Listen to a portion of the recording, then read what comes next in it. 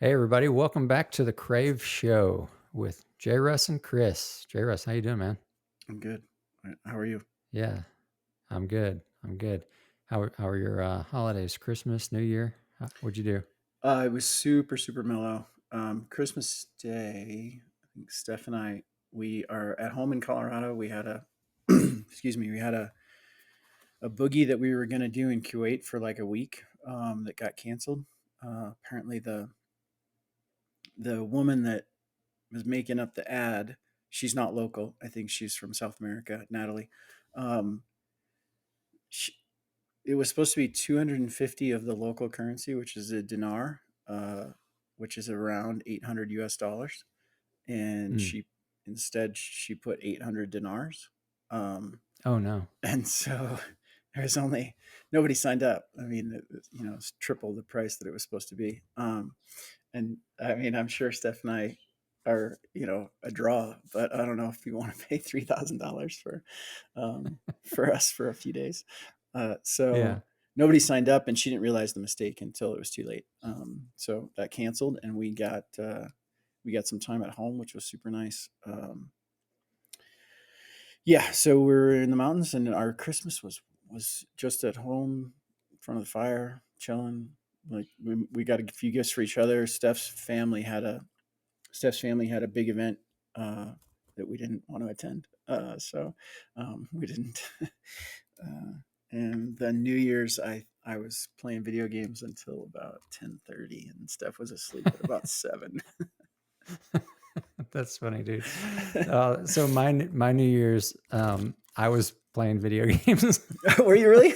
un, until like 1:30, In the and morning? Tanya was fast asleep. Oh, that's awesome.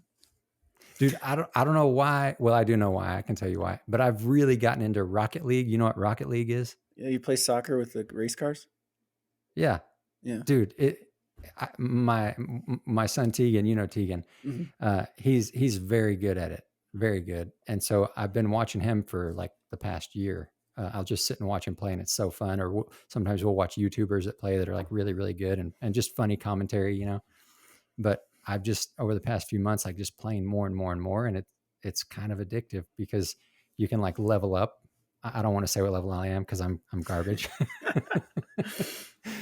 But that's what I was doing New Year's Eve. Um,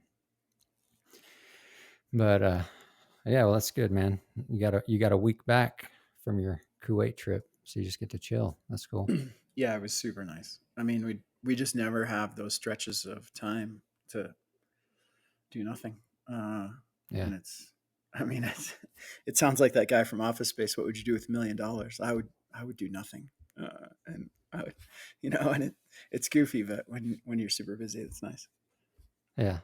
Uh, So you mentioned earlier before we started recording, that you did want to talk about a couple weeks ago. If yeah. if you didn't see the most recent episode of the podcast 2 weeks ago, we had kind of a big group for us.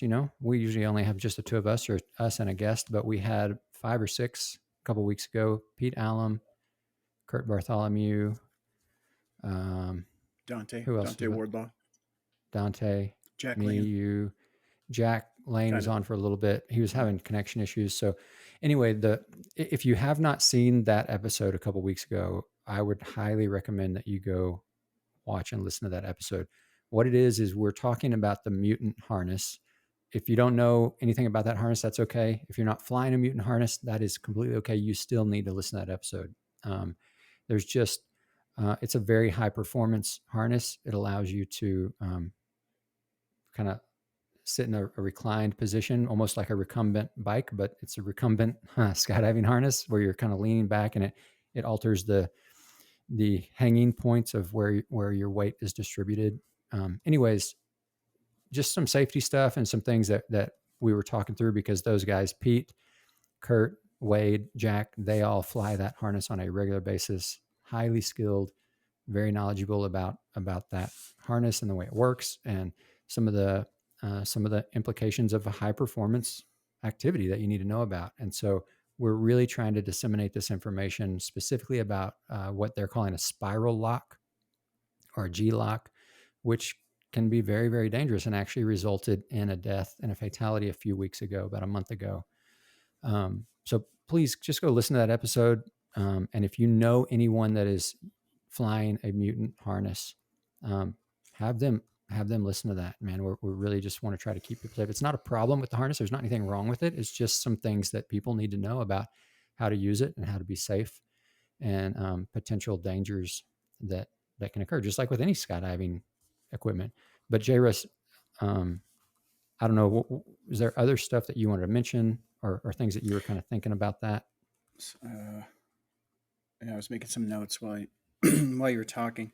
I think one of the biggest things. Well, I don't know if it's the biggest, but anyway, something Pete said, and I think Kurt reiterated, and the accident that happened, and the person that ended up losing his life had, I think, what they said was 20 jumps on the Mutant harness, but was jumping his Valkyrie, and I think there's a disconnect there that we just need to touch on whenever we talk about it. That getting onto that different harness system again, as Chris said, there's nothing wrong with it, but it is a totally different design, and it is not the physics that you are used to in your other harness system.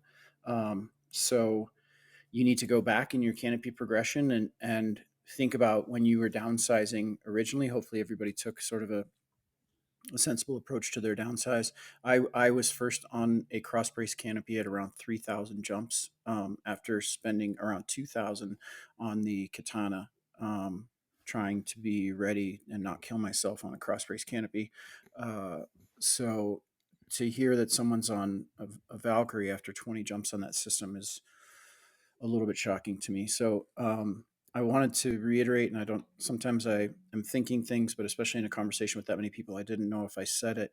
That when I went speed riding, it was about 10 years ago. It was in France. I was getting instruction from a former paragliding world champion. I think his name was David, and there was another guy, Frank. If you go to Val for Juice in France, you're gonna probably meet Frank. Um, so 10 years ago, I probably had about 17,000 jumps, something like that. When I went there, they didn't give a shit how many jumps I had. They gave me a 13-meter wing, which is really pretty big. And when I showed good proficiency with that, they let me down to an 11.5, which I would say is probably around a 103. I don't know how the measurements translate exactly. Um, but an 11.5, and then what I wanted was I think it was a 9 or even the 8.5 that Mike, I was with a buddy Mike, and I'm a good skier. I was going fast, and as soon as I started going fast, it just lifted me off the slope, and I couldn't do what you're supposed to do, which is ski with the wing over your head. And I went back to Frank. He's like, no, you 11.5, we were nice, you should have stayed on the 13, but because of your experience, we let you on the 11.5. You're going no smaller. I mean, you've got years on that 11.5. I said, okay. And I went out and flew. But taking that kind of a mindset into this new harness. The other thing that I wanted to reiterate is for people to, like, back in the day when swoopers started disconnecting their skyhook or RSL because they didn't want to, what was the reason? They were going to get out low. There was nobody else around. They wanted to get belly to earth before they pulled their reserve, and they didn't want to have a line twist on the reserve, and so they started disconnecting it. I strongly disagree with that entire sentiment, and we've talked about this ad nauseum. But what happened was that even people who were kind of new to swooping, in an effort to have that persona, were disconnecting their MARD or Sky RSL or whatever you want to call it. Um,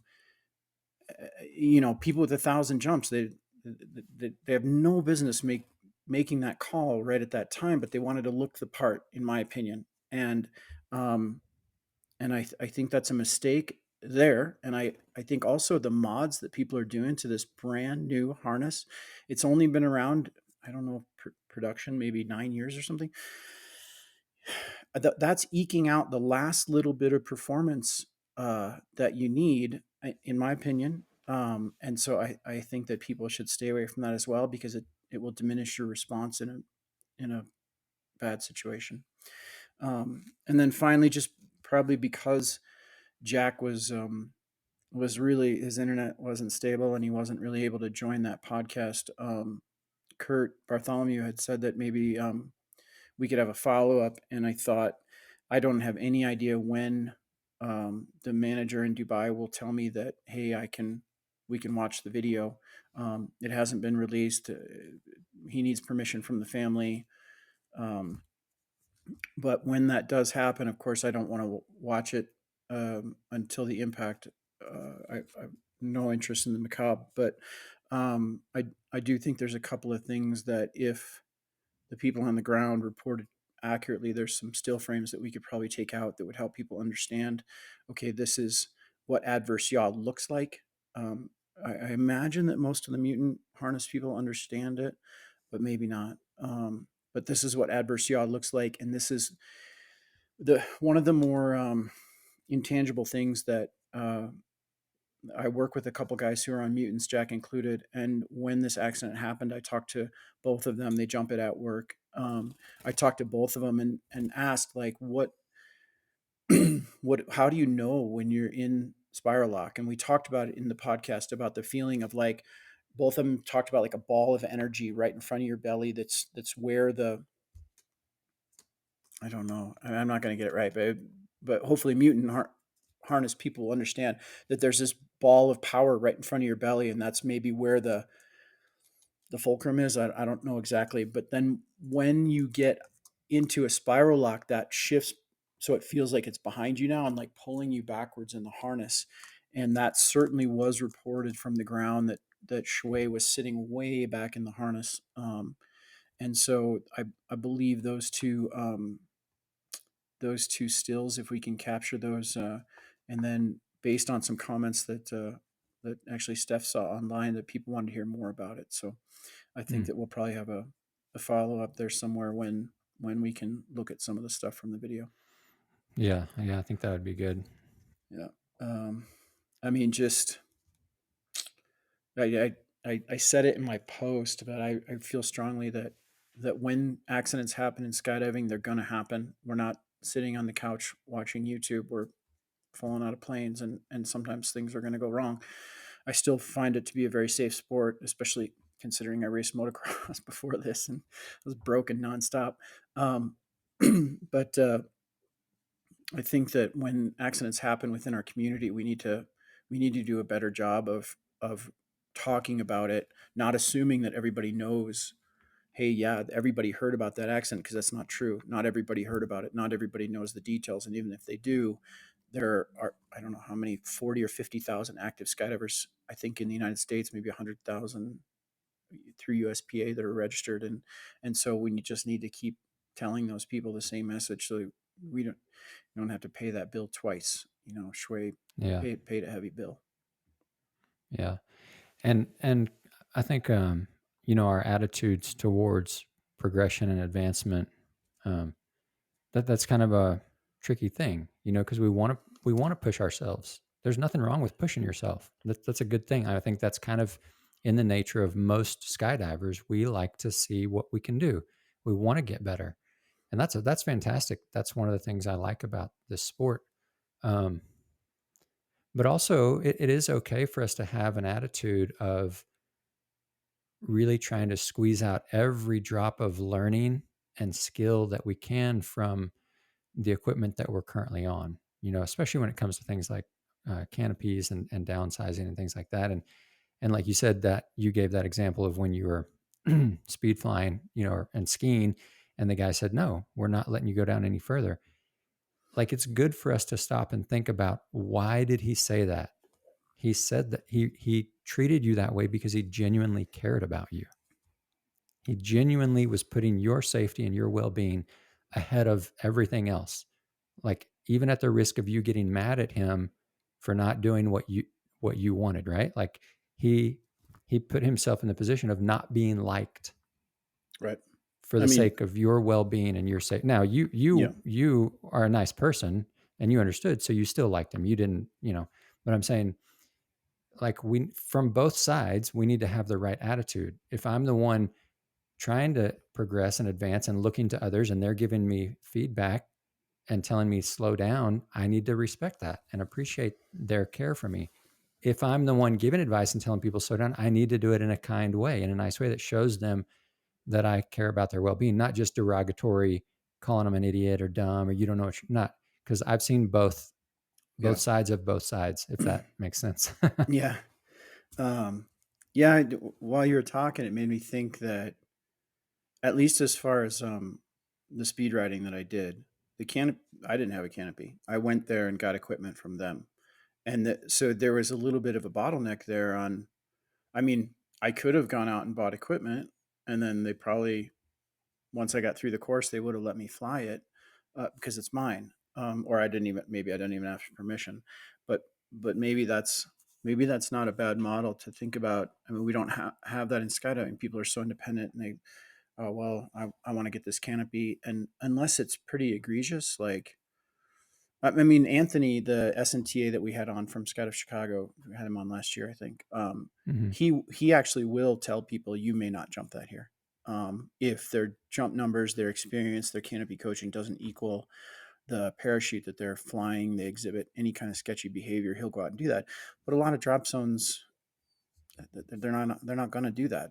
I mean, it requires a whole bunch of things. Number one, concern about people's safety, but number two, that he's out there watching 22 people land on every load and looking at people's canopy patterns and looking at how they land, and he's very experienced himself, so he's coming from a place of caring, knowledge, and attentiveness, and all of Yeah. those are required. But if you, if you, maybe if people were thinking about, hey, I'm going to go through this canopy progression, I'd like to be a competitive swooper or something, man, pay a few $100 to somebody to coach you, number one, and then number two, stick to their advice on the downsizing progression pathway.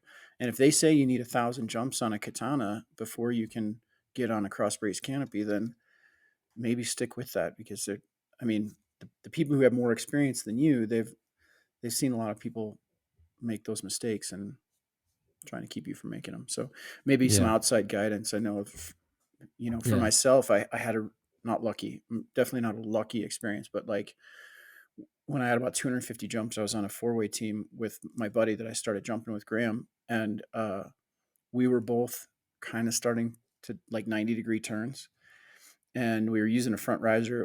We were on Spectres, who was not a canopy to be trying to swoop on, but he had some. A 7 cell? Isn't the Yeah, Spectre yeah. 7 I cell? mean, it's terrible. It's I didn't know what I didn't know, but so he Clean had, openings. great.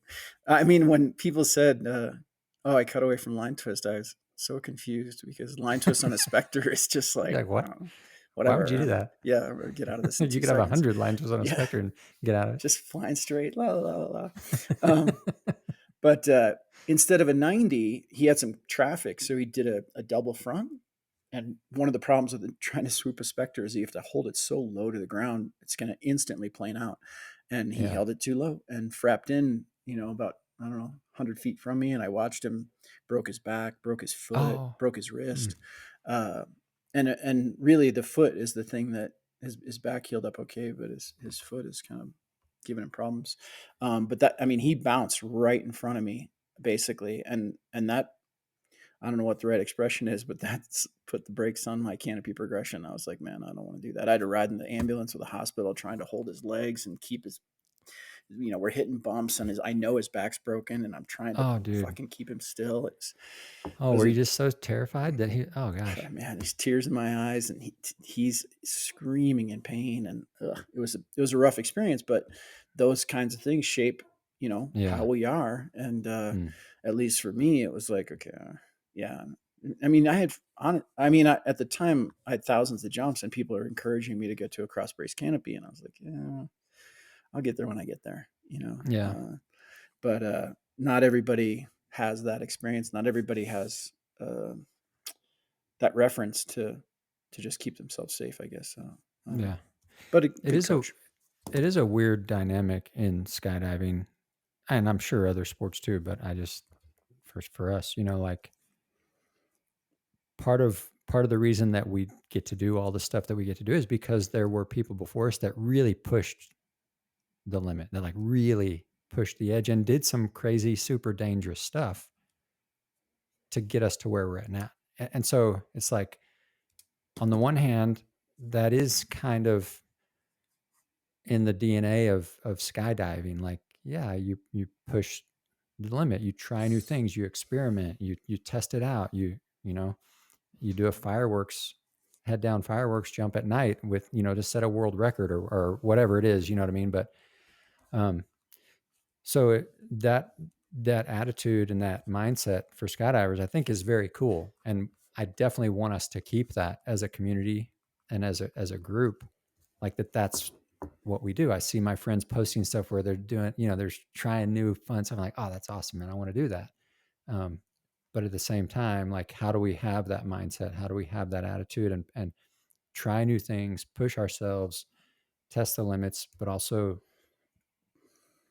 be safe? Like, how do you do that? Like those things. It's Yeah, yeah, so. yeah. No, just what you said. Like everything that you want to do is bound by safety. Mm, Hopefully, I mean, and that's something that we've talked about a lot here. But what I was thinking about, yes, skydivers push the limits. Yes, we do fun things. Yeah, we're trying new things.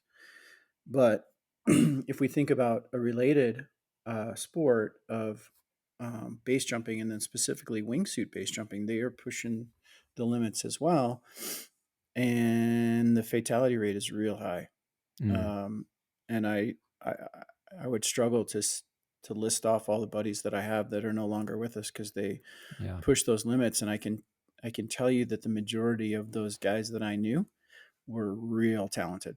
yeah, They were not, for the most part, they were not noobs to the sport. yeah, They had lots of base jumps and lots of skydiving, and a- as talented as most people get, and yet they died because in the margin for error in that sport is way way less. But and I'm not saying that that's skydiving, but as a corollary, looking at like, okay, we want to push the limits, but we need to be bound by safety as well. So um, that's a tough balance to strike for a lot of people. I think it seems to me, and not to be sexist, but it seems to me to be very much more difficult for young males to make that balance of safety and having a good time and pushing it. And I think it's gotten a lot better. Like generally, I think the fatality statistics when once parachutist puts those out at the end of the year, and if you read where those fatalities are coming from, we've made great strides on keeping people safer through equipment choices um, and also canopy education, because for a while there, swooping was taking a lot of people. yeah, Um, yeah. yeah. When Okay, so we'll come back to that when we can. you made me think of a video that Clark and Joe that were at Summerfest that were Clark and Joe. organizing mostly wingsuiting. Yeah, yeah, yeah. I mean, I know Joe for Yeah, sure. He's a goofball. um, they, those two guys are so hilarious. But they showed me a video of a guy who's doing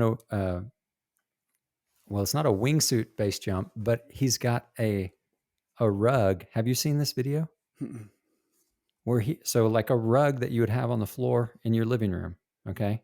Like a magic And the carpet ride. front, huh? A magic carpet ride. It is a he rides a carpet like a wingsuit, dude. It's insane. And does He it has the work? front edge wrapped around, like, I guess, like a little broomstick or something. Yeah.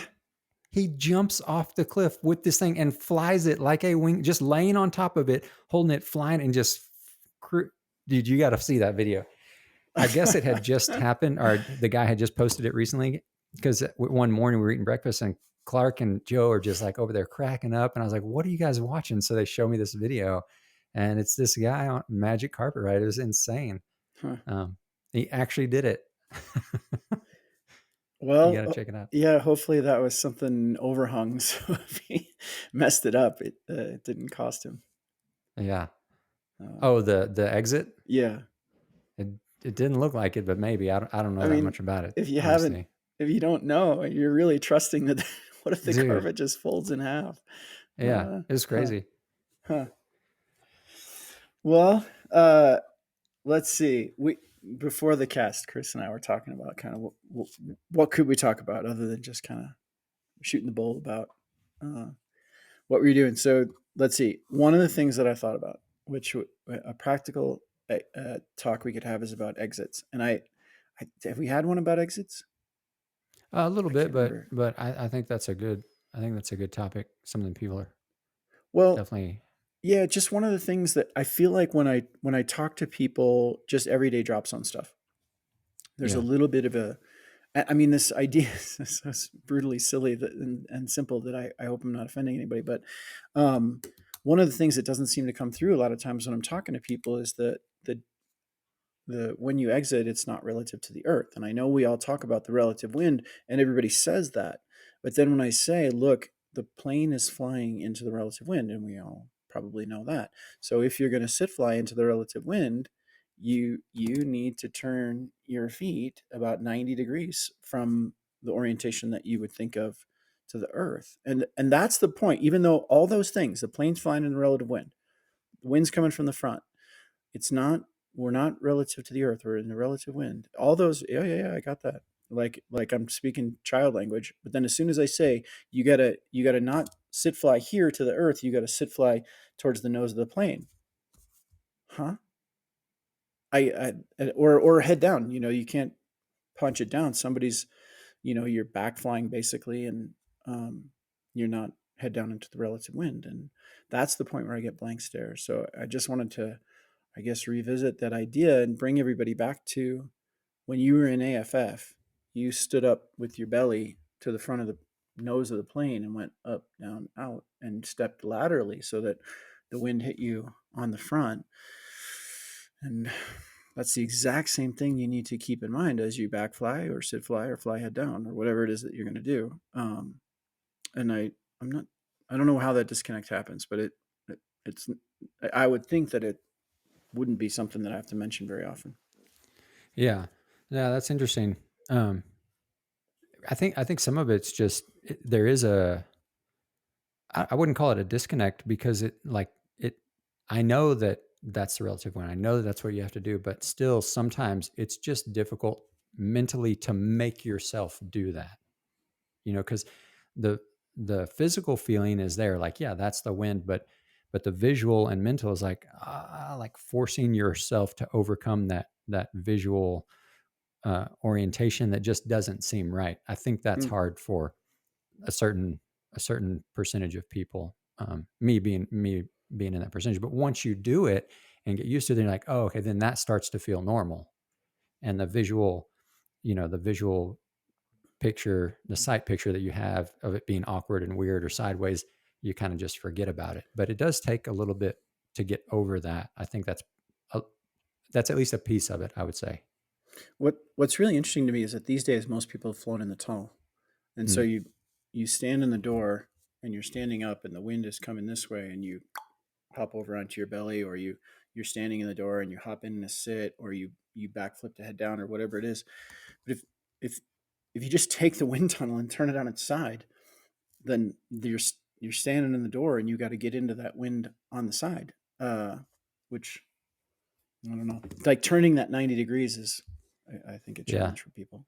yeah. I mean, another thing and this is super simple tip, but just using hop and pops for practicing exits. Mm, I think most people don't think of that.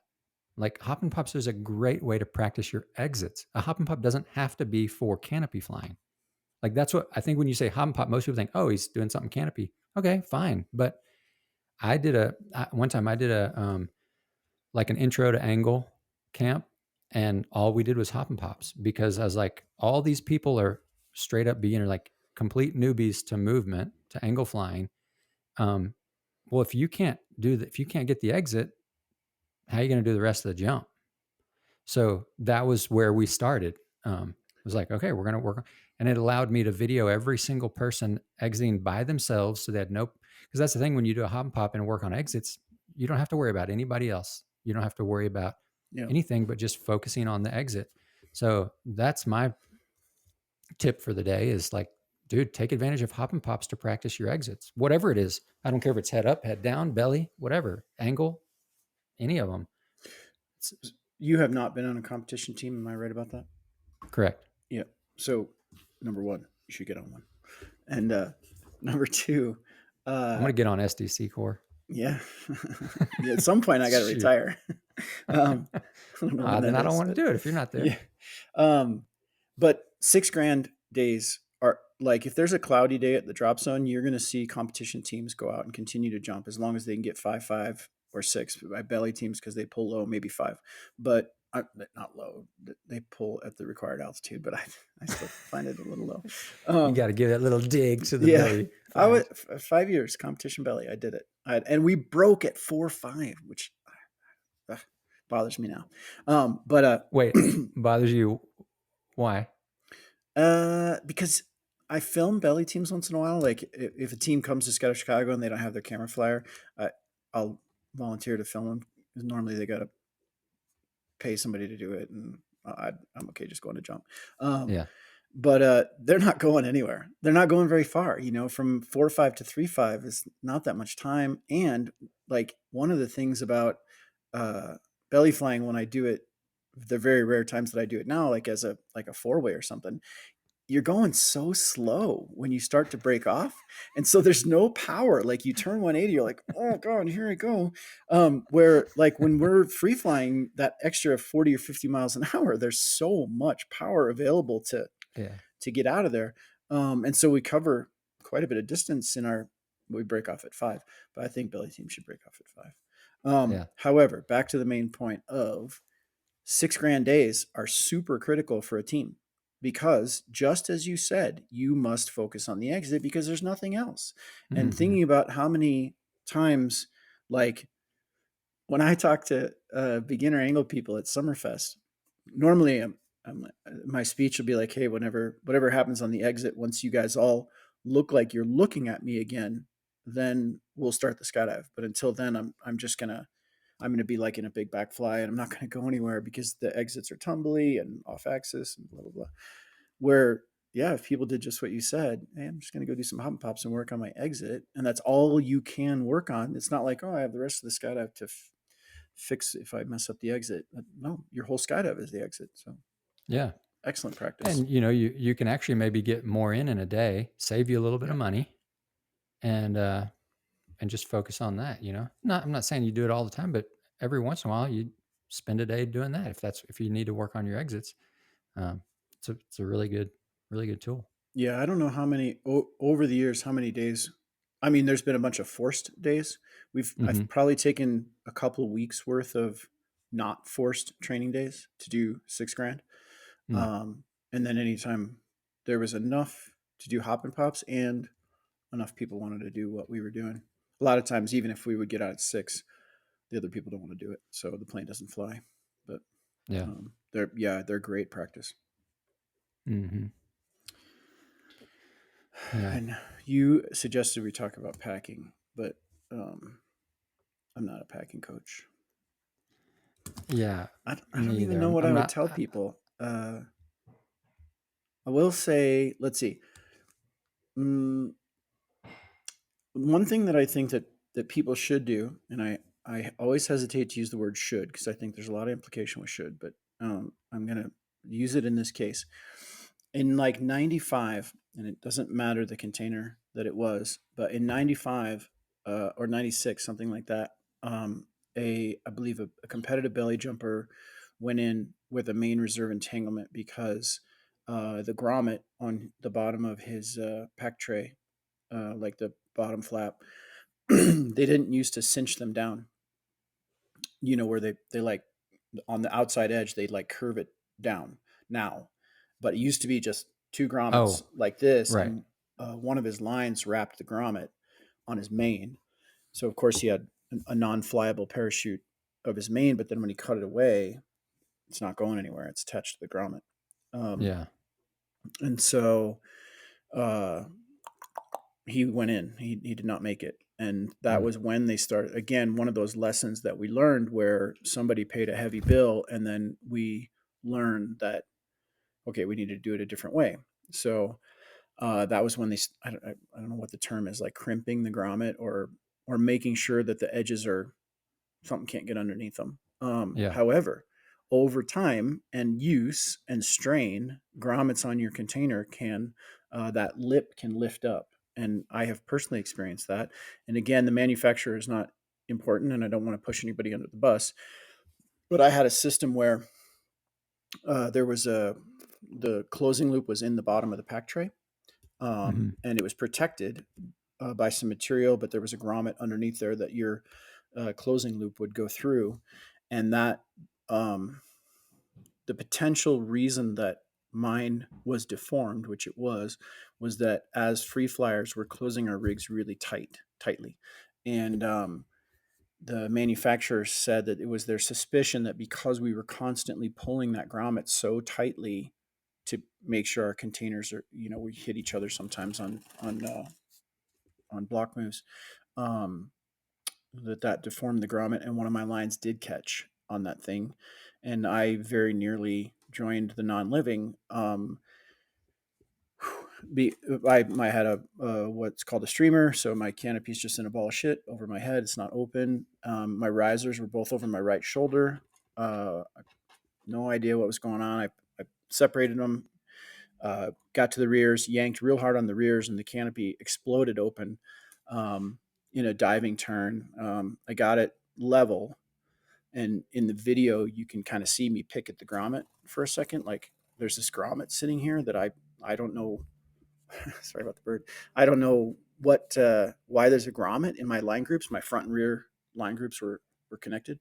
So I chopped and landed. And if I've told this Wait, are you story, saying it ripped the grommet out of the it did, bottom? and that's why Jeez. it didn't kill me. Uh, Oh my goodness. because when I yanked the rears, it exploded open with enough force that it pulled the grommet out of my container. Dang. Which I had a teammate on in the exact same scenario um, who had the same situation. His lines hooked in the grommet. It did not rip out of his container, and he had a main reserve. His reserve opened cleanly away from the trailing main, but again, he almost quit skydiving. It's a super hairy situation. So Wow. just something that on a weather hold, kind of like I don't know, cleaning your cutaway cables or just some sometimes neglected bit of your gear that just like stick a fingernail underneath your grommet. And if your fingernail can get under there, then a line under tension can get under there. Yeah. So just something to be aware of. Main reserve entanglement is no joke, and something you'd like to avoid if you possibly can. Yeah. Yeah. Maybe that's just few things that we can mention rather than, the specifics of actually packing, because there's so many different variables, but, just encourage everybody to really take the time when you're packing, look at your brake lines, make sure they're not twisted like that. I mean, they are going to get twisted. They're going to. So make sure that you're taking time to untwist them. It's super easy. It takes an extra 10 seconds on each line. You just go up to the top, grab it, walk down and with your fingers and untwist it. Because that can cause, tension knots on opening. If those get Mm, real twisted, they're going to want to wrap up with each other and cause a tension knot. Make sure that you're checking the condition of your lines. One of my friends, he went in about a year and a half ago because, well, I don't know all the reasons, but the local rigger, had told him that his lines were not good, that they needed to be changed. And mm, one of the problems that he had broken lines on opening. So that was at least part of the issue. So inspect your lines, let a rigger look at them if you're not sure if they're frayed. Um, Sorry, can you elaborate on that? Because broken lines on opening sounds like a cutaway, not a fatality. Um, yeah, I don't know all of the specifics of exactly what happened, um, but I know that that was part of like on opening. He had multiple broken lines, and then I don't know if he tried to cut away and then had an entanglement. I think is what happened. Mm, okay. Um, I don't know exactly. I don't know all the details. I asked a few different people, and I was never able to get a clear story that I could make sense of. Um, But then also, closing loop, make sure you're checking Mm. that. Make sure it's in good shape. Those things are so cheap. Just switch it out, man. It doesn't take long. What else do you, when you're inspecting your rig, when you're uh, packing JRuss, what are you looking at? What are you paying attention to? What – I mean, I do a pretty standard rig check in the morning. Um, And I can say that because we jump in the desert a lot, we're a little bit more vigilant about our cutaway cables, Mm. getting those out once in a while and cleaning them. Um, I do look at my grommets, and then if there's anything, uh, I'm not a big believer in spinning your rigs or your rings. Sorry, I know a lot of people like to like spin their three rings, and Mm. the I want to say that people thought they were elongating. Uh, if they were constantly aligned the same way, that the opening pressure would eventually make it, Stretch them out. yeah, stretch them basically. I've never seen that myself. I feel like that might be a wives' tale, but maybe somebody can comment on that. That a rigger I that mean, knows more than I do. it doesn't seem like the risers are. Doesn't seem like that's where the pressure is going, but maybe it is. Yeah, I had somebody else tell me that they didn't spin theirs because the oil from your fingers can degrade the metal or something, There's which all it's sorts of stuff, man. not the reason why I don't Dude, spin we mine. got But so many theories in skydiving yeah, about stuff. yeah. Um, let's see. I do. We do change our closing loops pretty often, but because we have team packers, where I work, I get packed by riggers, and they're since we work for the military, there's no, they just replace our loop. They've got lots of material, Yeah, and then when we get team packing, Kevin and our other packer, they do it for us as well. If they feel like it's not good, they change it. yeah, And so thankfully, I mean, if I never had to pack again, that would be great. But I probably do less than 50 pack jobs a year. So, which is yeah, just my style. But if I notice that stuff, I do fix it. But every day on my gear check, turning my Cypress on, checking the movement in the cable of the reserve cable, checking the pin, checking the two loops, all the yeah. normal And just stuff. make sure you're checking your BOC. Make sure it's still Mhm. tight and in good shape. It's not getting too loose. I just had to have mine replaced. I don't know, 3 months ago. It wasn't super loose, but it was just getting to that point. It's like, I don't know about this, man. Every time I'd go head up, I just get nervous about it. And I asked my rigger, and he was like, "Yeah, I would say change it at some point." I was like, "Let's do it, man. Change it." Like, Yeah. I was getting nervous. I didn't like it. Like, just change it. And prematures are no fun. So good idea to change that. Again, there's so many things I talk about in life, and I never remember exactly where. Did we talk about the big way in 2015 where the camera flyer came up through the center of the formation and had a preemie? I don't remember. Very well known camera flyer on the head down attempts in 2015. I think it was 15. And as the waves are departing, it's pretty common for the underneath guy, if he's got the confidence to do it, to just slide right up in the middle of the base and then come up through the center of the base and then deploy after that last breakoff, which this camera flyer did. And the video was horrifying. And I was a first stinger on the base, so I was tracking off, and I usually reference back through my legs to make sure that I'm straight relative to the base. Um, and I saw a canopy deploying. I was like, "Oh my god, that seems like the wrong time." But I've got my own track off to do, and my buddy Brad Cole was one of the base flyers, and I think that camera flyer, the distance from Brad could have been measured accurately in inches. For real. Yeah, and maybe 4 inches. He Whoa. was that close to Brad's face and just ejected. Wow. And he had a good opening actually. He was in a sit, but the fact that nobody died in that situation is was pretty intense. What do you think? Did he have a speculation as to what happened? Just a super experienced guy who let his gear kind of not be the It best, was a and loose. it was It a was loose just a loose. BOC. Yeah, he had it Okay. replaced after that jump and no more Yeah. problems. But Yeah. those are the kind of things when they happen, you're like, man, that could have been replaced before we all shit ourselves because somebody Yeah. almost died. Um, yeah. Did you tell me you use a hacky? What do you use? Mine's a PUD now, It is a with putt. a Okay. tuck tab, but thousands of jumps with a hacky and no tuck tab. Okay. Maybe that's what you told me. Yeah. So did you ask me about that? Is it safe to free fly in just a Well, that hacky? I think I made that comment that I was like, man, the hacky head up just seems a little bit sketchy, Mm. and then that's when you responded to that, so that's why I remember it.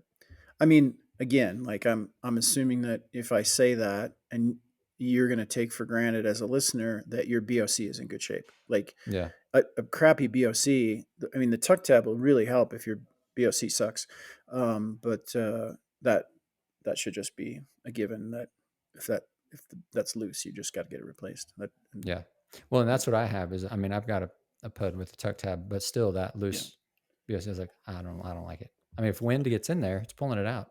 Yeah, I it's hard to even like. I prefer what I have, which is a pud and a tuck tab, and it feels real solid. And I like that, especially with the number of times that I'll hit somebody when we're training. Hmm. And Steph had a preemie from a loose closing loop when we were Mm. jumping in Dubai, and the the Packers there were not.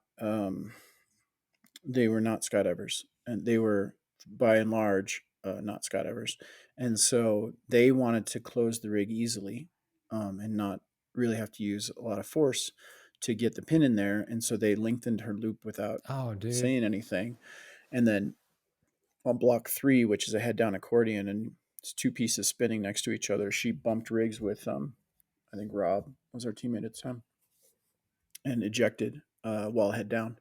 And luckily, she felt it coming out and flipped really fast to a sit. And so she actually premied it from a sit. But that that's one of those moments where, okay, it's my wife. I really hope I would have that kind of reaction time and understanding of what was happening in the moment, and I really doubt that I would. But she felt it, and bam, on her feet, and then the Dude, canopy came out, and she chopped it. There was damage to the canopy. She kind of got banged up a little bit, but it was pretty much okay. But yeah, not fun. did somebody give a talking to the Packers? I was the CEO. I tried to be as nice as I could. That's a hard. That is a very difficult situation to be nice, Yeah, yeah. Those are always tough. Like, dude. it's one thing to start talking about just generalities, but there's only so many times that I'm gonna watch my wife get hurt before Oh my goodness, we're gonna have some words. man. Steph is so good. She is So so good. good, dude. Yeah. I. She Yeah. when we were in the tunnel, I was just like, oh my gosh, just blown away. And we weren't even doing anything hard.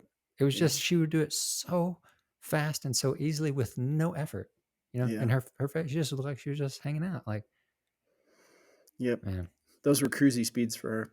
yeah. Um, I mean, I'm sure it was super easy for her, but it just yeah, she's very good. so And I'm that gonna story, I'll retell another story about her. I was coaching a team, and if I've told this on air, you guys, I'm sorry, but I was coaching a team in Arizona, and they asked me to come back like a month later, and I couldn't do it. I had previous work, and I said, "Hey, but Steph is Steph's able to coach if you guys want." And they were kind of like, "Yeah, all right."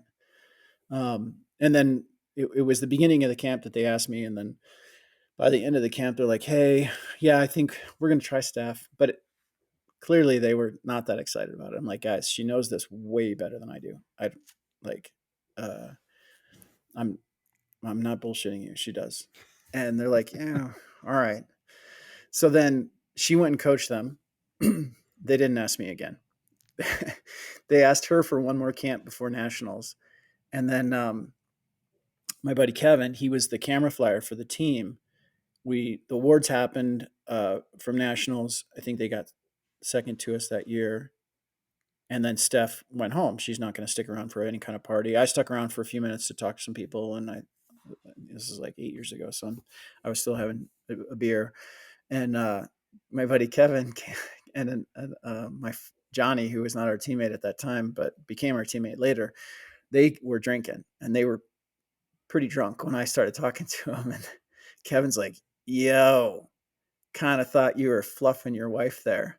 Like, I could tell that that's what you thought." He's like, "Dude, I didn't like listening to you talk. I was like, there's nobody who could possibly know this better. She knows it so much better than you." I was like, Kev, I fucking said that, man. Like, uh, yeah. And then the two of them just like hammered on me about how much better at VFS she was than me.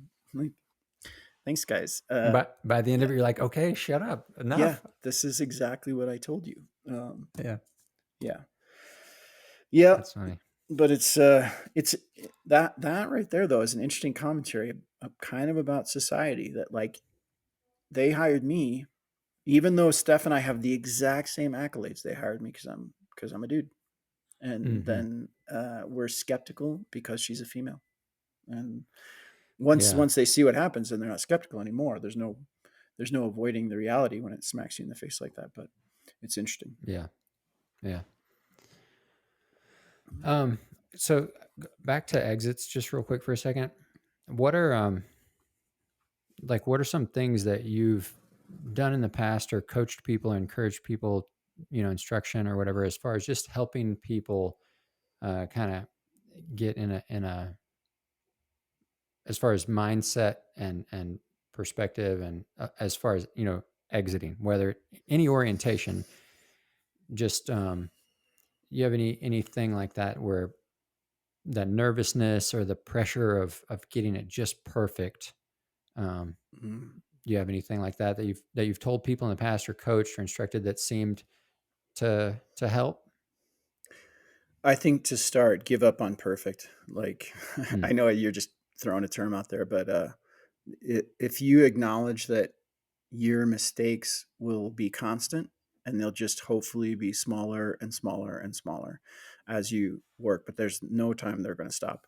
And so that, and then as far as consistencies for the exit, I know that we've talked in the past about visualizing, and I think especially as it comes to the exit, that can play a huge role in like if you can get that third person, that whatever you want to call it, like either the camera flyer's view, what am I going to look like when I come out of the plane, and sort of take that camera view and sort of move it around in your mind mm, and visualize like, okay, if I'm inside center on a belly team, ready, set, right shoulder up, my hips up into the wind. It's a fairly, it's not as much as outside center, but it's an acrobatic move to get up and presented the right way. And just sort of as like slow mo that, and as you come out, like move the camera around, and try and think about like, okay, where is this hand connected? Where's this hand connected? What do my legs need to be doing? How can I start turning this block or point as we leave the plane? So the visualizing, I think, is a huge thing. And when you're doing that, you're visualizing in the relative wind, but the Earth is not part of that visualization. And I think that really trips people up. And you kind of alluded to that earlier, of like it's a visual that, I don't know what you said, it doesn't make sense or something, or it's confusing as you leave the plane. Um, but if you just remove that, and I'm only focused now on feeling the wind over my body and where are my teammates or the people I'm jumping with, and how am I going to present to the wind to be with my teammates, and the visual of the earth goes away. And yeah, I think that's one of the things about being in a team and being focused on what are the things coming up that I need to do, like turning points. Because you're like, for a lot of people, there's the corner of your eye or the background of the earth when you come out that messes you up. But I think in team yeah. training, you're so focused on the other people in the group. I'm like, Hmm. I'm never, I mean, I can kind of acknowledge the plane as we leave, but I'm never thinking, if I leave head up, I'm just looking at my teammates, and even though I might, the visual of the earth is not correct at all. That's just no part of my thinking. Um, Yeah, so I think that jumping with a consistent group, even if it's not a team, can be very helpful too, as you think about like, okay, well, I've got this task to do or this grip to take or something that removes the confusing visual. yeah. I think I've kind of wondered also, like, when I jump, I'm not on a team and I don't compete, so I'm always jumping just with my friends, or I'm organizing and just jumping with people or whatever. And it is very, very rare. I mean, very rare that we do the same jump twice in a row. I mean, Huh. it just doesn't happen. People don't want to do it. And there's been times, um, usually, so I guess there's been times when I'm organizing and times when I'm just jumping, like fun jumping with my friends, where I've tried to get people like, dude, let's do that exact same thing. Everybody in the same place. Let's do it again. The exact same. Let's just run it back. And every once in a while, I can get them to do it. But just that's just, and that's fine. I don't have a. I understand why people want to try new stuff, but I think that's a big advantage of competition is that you do repetition, like Yeah. right, like you guys will Yeah. do the exact same jump multiple times in a row, like the exact same, right? Is that true? 100%. Yeah. So that right there, I mean, that's going back to the hop and pops. It doesn't have to be a hop and pop, but just that exit where you're exiting by yourself, or if you're with people, but you're doing the same thing multiple times, so you can really get a good feel for it. And like you're, and then in the in between jumps, you're visualizing, you're looking at video, you're asking people, that were with you, like, hey, what do you think I can do better? What did you know? What do you think is messing me up or whatever? But I think that's a huge advantage to competition. Yeah, the I would say 95% of our training season is repeats. Hmm. It's only the last few weeks before a comp that we'll do singles, and that's only to get in a competition mindset of like we don't get to repeat it. We have to focus on this one. We have to get it right on the first one. But repeats are bread and butter for a competition team because you're going to go do the jump, and even after quite a few jumps of doing VFS, like I don't always have it perfectly in my mind the way that it's going to go.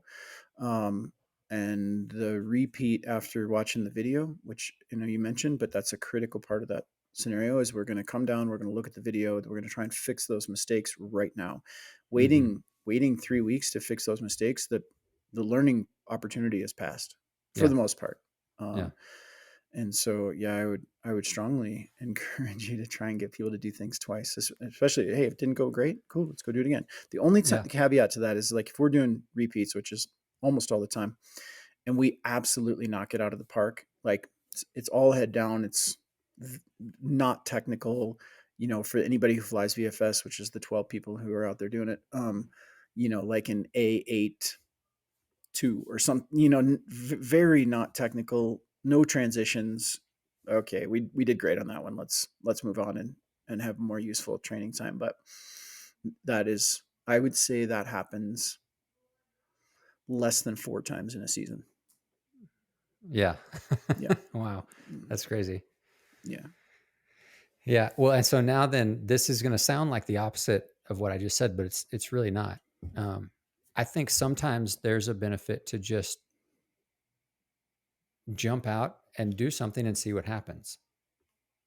Like, I mean, I'm not talking about anything. I'm talking about body, body, like using your body in different ways, not just like crazy, dangerous stuff. But what happens if I exit and my arms are like this? Or what happens if I really do just get I'm going to do a head up exit and I'm just going to get my feet as high up with, above the propeller, like just go for it and just see what happens.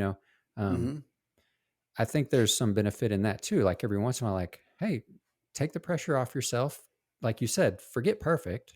Take the pressure off. Don't try to do something.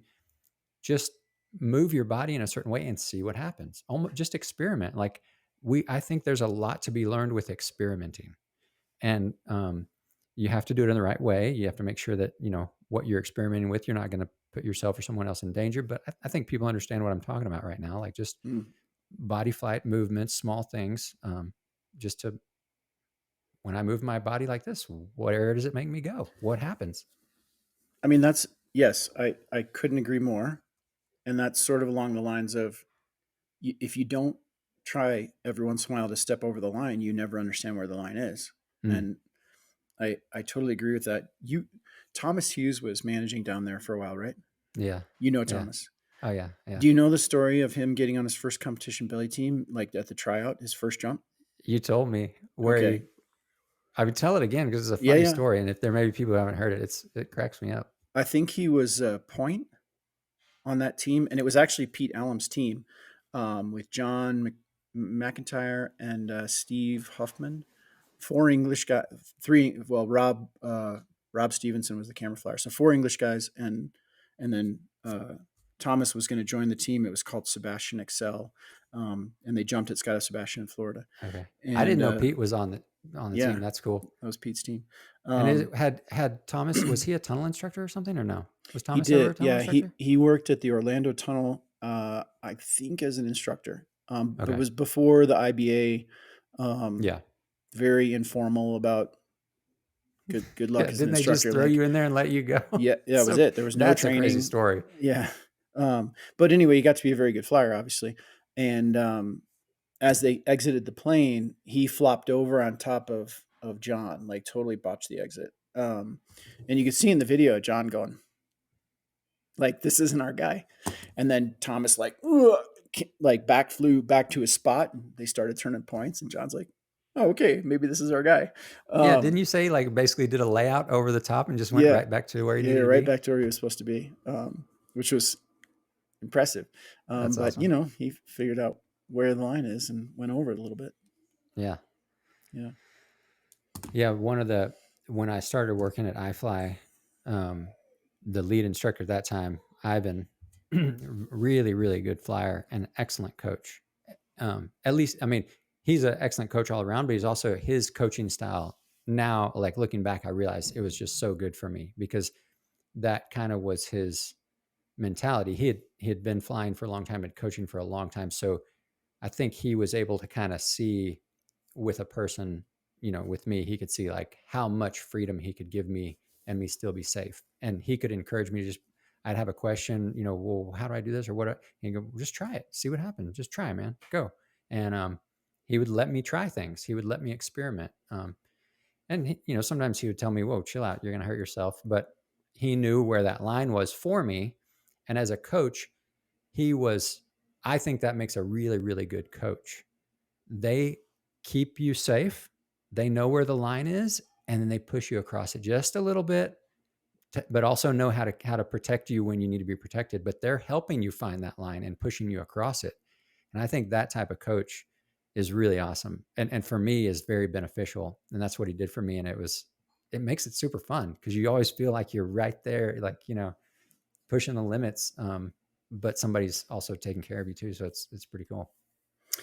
And that kind of brings us full circle to the beginning of the podcast when we were talking about, hey, get a qualified coach to help you through your canopy progression, so that you can do that safely. And they're also going to probably help you push and test the boundaries, but in hopefully a somewhat more safe environment. Yeah. Yeah. Well, what do you think, JRuss? It's been an hour. Yeah. All right. I think we're both taking it easy on the holidays with no shave. And I mean, you got a flannel. I'm basically wearing pajamas. It's great. Yeah, dude, I got a fire in the fireplace. It's cold outside, but you probably wouldn't think it's cold. But for us, it's like we got to I have a fire. Our neighbor's little porch light. There was a crazy windstorm today, and the power got knocked out, and her little porch light got knocked off. And I know she's out of town, so I just sent her a text and said, "Hey, I'm gonna go over and fix that." And it probably took me 20 minutes to fix. And I came back in, and my hands were numb. Uh, Oh, it's that it's cold? Yeah, it's chilly here. Oh wow. So I don't know what it is in Texas, but we don't have the fireplace on yet. But this is a gas fireplace. It's way Hmm. less interesting than, I know you got a log fireplace, which is Yeah. wood burning, which is what I like. Yeah. Yeah. Hey, also thank you for all those books, man, that you sent. Oh yeah. There's I a lot mean, of good books. I mean, a yeah, lot of them I don't know, but there's a few that I was like, oh, these are good right here. yeah. I gave a copy of Walden was one of those books. I gave a copy of that to my best friend a couple years ago. He was going through a interesting time in his life, and Hmm. similar to talking to Tegan about Meditations by Marcus Aurelius. Just, it's not as old. I think Walden was written in the 1750s or something like that, 1780s. Hmm. But still, just this, a guy who does a good job of thinking about life and writes his thoughts down, and we can read them hundreds of years later.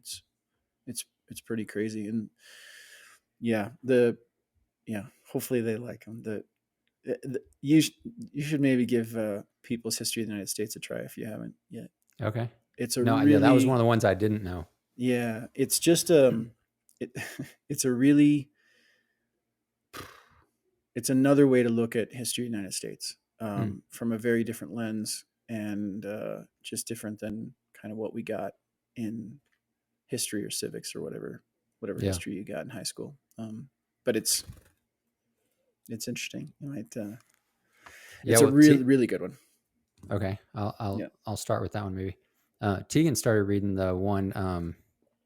I know it's not called We Are Bob, but whatever. What Oh is it yeah, the called? Bobiverse. Actually, Yeah. a skydiving friend of mine, Wade Baird from he was in Arizona. I think he lives in Elsinore now, but he recommended those to me, and I plowed through them. Just a Yeah. really interesting look at what if you could take your consciousness and put it into an artificial, like a computer, or basically you become an entity. Um, can you grow? Can you change? Uh, and they have these, basically, like, I don't know what it's about. I think they said 2 feet by 2 feet is your matrix, your cube. That's you. That's what's left of you. Um, and it's just a super interesting story about using those to go out into the universe. Um, yeah. Yeah. Well, Tegan was telling me about, because he, like I said, he just started the first book, so he hasn't gotten like a long way through it. But I was trying to pull up Netflix, but I can't anyway. But as he was telling me about it, it reminded me of a show that I just started watching on Netflix. I've only watched like a couple episodes. It's a cartoon, but it's animated, but it's for adults. What is it called? But it's about, it sounds I mean, it's not the same story at all, but Mm, a similar concept where they upload a person's um, consciousness. Basically, they map their brain onto a computer, pretty much. And yeah. so then, but this one, and maybe the same in the book. This one, as they when they do it, it kills your body, but then now your mind or your brain or whatever is inside the computer. So at least up to the point that I've watched, there's a couple of characters in the story that are like really wrestling with this idea of like, is that still the person, Mm, or is it just the computer presenting as the person? Like, or is it really that? So that's part of this show and story that I'm watching. I don't know if they deal with that at all. oh, I mean, you just brought me to a place where I might order you guys another set of books. But I mean, that what a crazy interesting question on sort of a existential level of what is it to be alive? What is it to be human? What is it to have intelligence? What is it to be sentient? Like, all those questions, can that exist in something that isn't us? And I mean, hopefully people are open-minded enough to say yes, it can. They're like, if we haven't talked about it, I'm going to say it now just as a point of reference, that in the Milky Way galaxy, there are somewhere between 2 and 400 billion stars. Yeah. Our star, our one star, has 8, used to be 9 planets around it. Just to be nice. Yeah. Well, We, Pluto was downgraded, yeah. but Earth has life, clearly. Uh, there's very compelling evidence that some of the moons of Jupiter have life. Mars may have held life. It, and we don't know enough to say with any authority whether any of the other ones have life. That's just the little bit that we know. One star in among between 2 and 400 billion in the Milky Way. In the universe that we can see, 2 trillion galaxies. That It's those insane. numbers are I don't even, staggering. You yeah, can't, like, our I minds can't don't even work that comprehend it. way. No. So hopefully everyone can say that somewhere out there, there definitely is other intelligent life. Whether or not we meet them, that's sort of the Fermi paradox of where are they. Um, whether or not we meet them, I can't say, but for sure they're out there. They can exist in other ways. So, but we're rapidly approaching the place where quantum computing is going to meet up with artificial intelligence, and then that is a wild idea about what is that first sentient computer going to be to us. How do we respect that? How does it grow? How does it learn? How does it integrate in a society of basically talking chimps? Like, it's going to be so much smarter than us so fast. uh, and that Bobiverse book is sort of down that pathway. But Yeah. the other books that I thought about, did you ever read or watch Ender's Game? They made Yeah. it into a movie. Yep. That's a book series. So the first book was entertaining, and then the next three are a really deep philosophical dive into the interactions of humans and other intelligent life forms, and there is a sentient computer in that plays a pivotal role and has a mind of her own. Hmm. And it's also an interesting thing to consider. Yeah. Um, Have you seen Her, no, the movie Her? nope. I'm writing it down. Uh, dude, it's a very interesting movie. Okay. Have you heard of it? Nope. It's got what's his name? The guy that plays the Joker in the new Joker movies. What's his name? Oh, He's Joaquin got a Phoenix. scar. Oh, yeah, What? Joaquin Phoenix. Yeah, Joaquin Phoenix. Mhm. He's the main character. Um, anyway, I won't. I mean, you don't need to know any more about it than that. Just if you want to watch it, it's similar, very similar topic. Okay. What are you Sorry, the laughing at? bird. I Steph made brownies, and I Yeah. think that the bird might have gotten into the brownies because when she eats something sugary, she goes absolutely batshit a few minutes Oh, later. really? Yeah, she just was going wild down below me, and I think maybe she got into some sugar. Got some brownies. Got some chocolate. Yeah. Sorry. Go ahead. It's a good Well, no, movie though. it's just a you'll like it. I think Okay. it's at least in the same vein. Not exactly what we're talking about, but very much related. And Okay. you know what we were talking about earlier, like just that kind of one of the questions that came up in my mind a second ago was, what is it that makes me me? Mm. You know, like, um, and so I'll just share this with you. A thought that I had the other night. I was actually my youngest son, Solon. You've met Solon. He's still young enough that lots of times at night he wants me to lay with him in his bed while he goes to sleep. None of the other big boys they're like, "No, get out of here, Dad." But so I was just laying there in bed with him, and I was just thinking about. So usually we talk or goof around or wrestle or whatever, but She's so that cute. bird, so funny. Yeah. What is she doing? She cleans her beak sometimes, and she really likes to. Like when I put my hand, if I put my hand curled like this, she wants to hop in and like cuddle. What was the video that where she was pecking at your nose and stuff that you posted Oh, today, or what was she doing? she did it the other day for the first time. She really wants to cuddle up with us when we go to bed. Like she doesn't want to go in a. We've got a little birdhouse that I made her, Yeah, stuffing and padding and a little hole in the just a birdhouse. And she doesn't want to yeah, go in it. She wants to cuddle up on like your neck and just go to sleep right here. But I'm so scared that we're gonna roll over and kill her. yeah. So I make her go in the birdhouse. But while I'm kind of reading and getting ready to go to bed, I lay down and she'll run around, and she just got up and started pecking at my nose on the inside. And Yeah, I was like, what is she doing? yeah, so I told Steph the next morning because Steph was already asleep, and then now like here, if I don't know if she's got a mind of her own, so I don't know if she'll jump up on my hand, but if I put my face real close to her, she'll just stick her beak up in there, pull on my nose hairs. That's I don't hilarious. I don't know why she does it, or that was my tooth. I don't know why she likes it, but I don't want her to like eat the junk in my nose, but it's pretty funny. Yeah. What a Oh little man, like the amount of joy that we've gotten from this bird, and that's she's fantastic. so smart and so much personality. But doesn't it make you think like are all animals exactly like this and we're just too stupid to figure it out? Like this is a common sparrow. There's dozens of them that live right outside our door. I would never would have thought that I would enjoy having a bird the way that this Yeah, is. It's crazy. that's Anyway, cool. sorry, you were. I'm gonna let her out of the screen. Oh, so what? So I was sitting there thinking. So this is, I mean, it starts from a religious spot, like a Christian worldview and my belief system. But so I was thinking about, for some reason, I was thinking about heaven, like the next life, and being in heaven. And I was thinking, if heaven is this wonderful place where I'm happy, there's no sadness, there's no anger, there's no harm, hurt or whatever.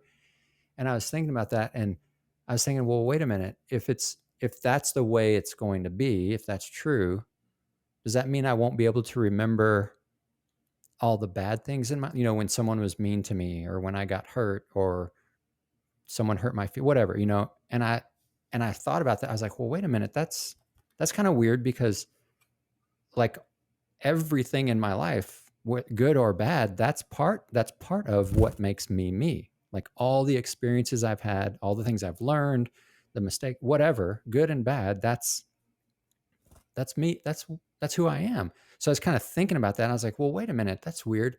I, if I can't remember the bad thing, maybe I just won't be able to remember anything about this life. That would be weird. That doesn't sound good. And so then I realized, I was like, no, I want to be able to remember everything that has happened to me in my life. Like even in heaven, if heaven is the place that I think it is, I want to be able to remember all of it, even the bad stuff, because that's what makes me me. And then in that moment, when I realized that I wanted to remember everything, even the bad stuff, that was just so amazing to me. That Hmm. my worldview, my understanding is that heaven is this wonderful, amazing place with God.